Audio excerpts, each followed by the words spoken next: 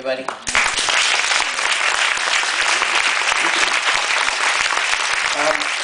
Just to apologise for bringing Vera in. I know I had some people lined up for questions, but Vera has been here all day long and she's just tired and needs to go home at this stage. So we're going to just bring her out the door. And there's a gentleman just behind the barrier there. If you wouldn't mind standing up, and I'll hand the mic back.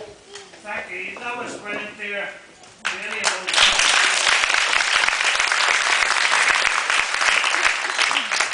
I just want to ask, why is it taking so long to bring Bill Thompson to be subpoenaed? And are the American government trying to hold off to prevent him from telling the truth? And lastly, pharmaceuticals keeping him quiet. Thank you. I think you just answered the question yourself. We don't know. We honestly don't know. I can tell you that there's a long history of protecting the vaccines at the expense of the individual.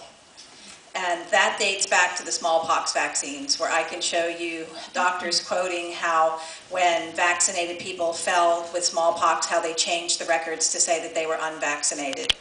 And I can tell you about a 1984 Federal Register from the Department of Health and Human Services in America that said, any doubts, whether well-founded or not, as to the safety of the vaccines must not be allowed to exist. I can show you from Pediatrics Journal quotes on doctors telling how to make information for parents to get the desired behavior. We know that there is Paul Thorsen, who is living in exile in Copenhagen, Denmark, even though he's still publishing with the CDC. There's a warrant out for his arrest. They're not going after him. Heaven knows what that man would say if he was ever put on the stand. And if William Thompson was put on the stand, the MMR vaccine's good reputation would fall down where it belongs. And that's why we're not seeing it happen. And that's exactly why we need to get him on that stand. And I think there are lots of good people in Washington now working very hard to see that that happens. And it goes on. Just a little bit, someone got in touch with me about 6 months ago working in our university. I won't say which one, but it's south, near me, Cork. In Cork. Anyway, she was in a secretarial position, tidying up around the copying machine and all, and she noticed there was a study on vaccine and thought, oh, this looks interesting.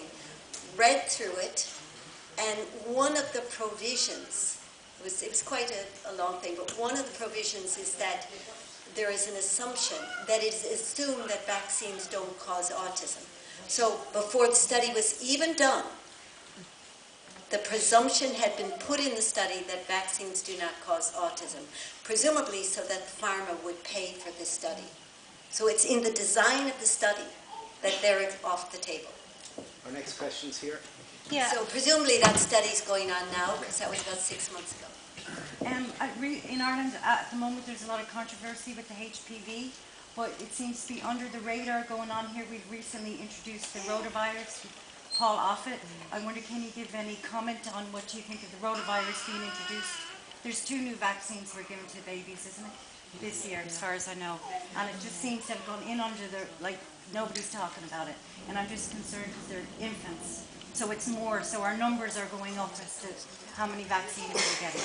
So any comment, please, on that? Yeah, I'm very distracted by what's going on backstage. Can somebody ask them to keep it down, please? Thanks. Yeah, the question is, the rotavirus vaccine was just introduced in Ireland, and you wanted an opinion on that? I think it's a vaccine that doesn't belong, at the very least, in the developed world. But I also think it's a total disservice to any baby to give that vaccine. And it does shed. The live virus does shed. It's an oral vaccine.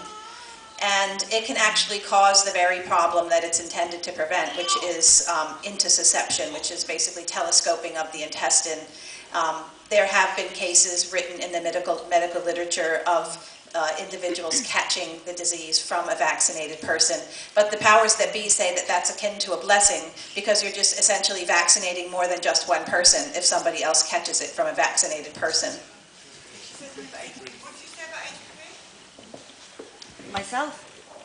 I think you were saying that Oh, there's it's just a lot of, publicity around yeah, there's a that. lot of controversy on that right now at the moment, and obviously Simon Harris is, we're not allowed to speak about the subject unless we're doctors. But I just was, I know that's out there right now, but to me, I was also concerned about under the radar, we're having new vaccines coming in. And we're Just getting something on the things more and HPV. more. Just something on the HPV. Last week or the week before, are there any teachers here? Yeah, the Teachers Union of Ireland passed a motion that the HPV, if I have it right, correct me if I'm wrong, passed a motion that the HPV not be given in schools, but be given in medical clinics so that there's proper facilities to follow up. That says to me the Teachers of Ireland have been seeing some, scary stuff.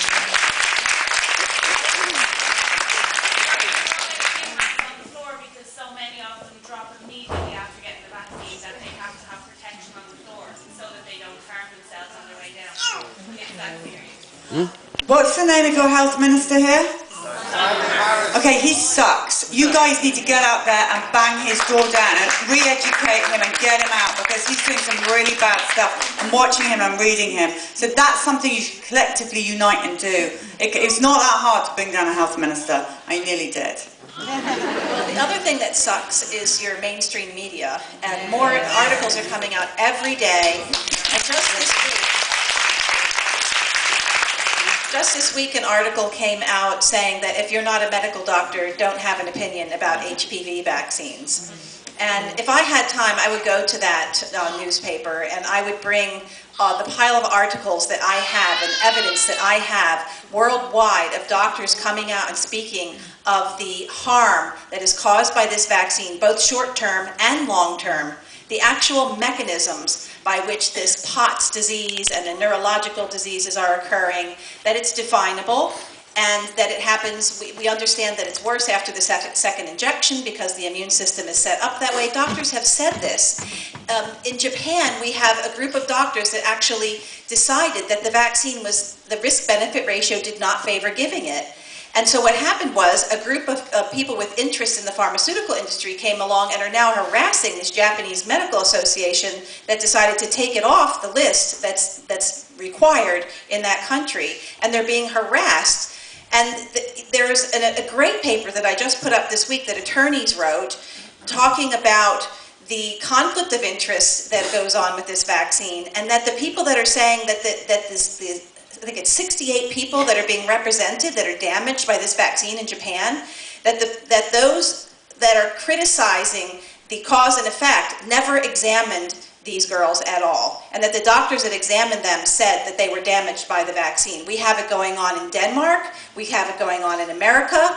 You have doctors here that know the difference and they need to speak out, but there are doctors already speaking out, and I would suggest that you people get a hold of these articles that I'm posting. I'm making a point of posting them on Dr. Suzanne Humphrey's Facebook page this week, one at a time, so people can download them and bring them into the doctors and bring them into the mainstream media and show them that doctors are indeed speaking out and showing the problems with this vaccine.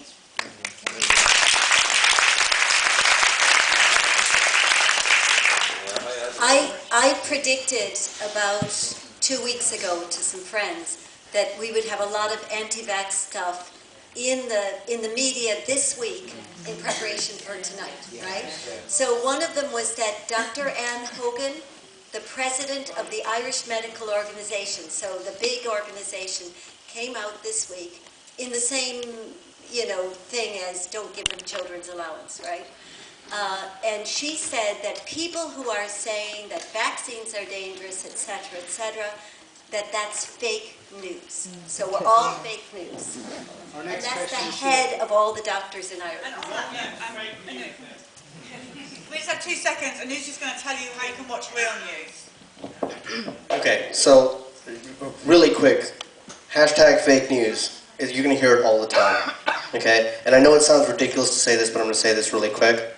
Turn off your radios, turn off your televisions. If you really want to watch TV, you can get subscriptions to things like HBO, okay? Don't hold your breath for the mainstream media to give you back the information that you actually need. They're never going to give it to you. They chase after dollars. They don't make the dollars, okay? But if you really want to watch what's actually going on out on the road when we're going out, go to Vaxxed.com.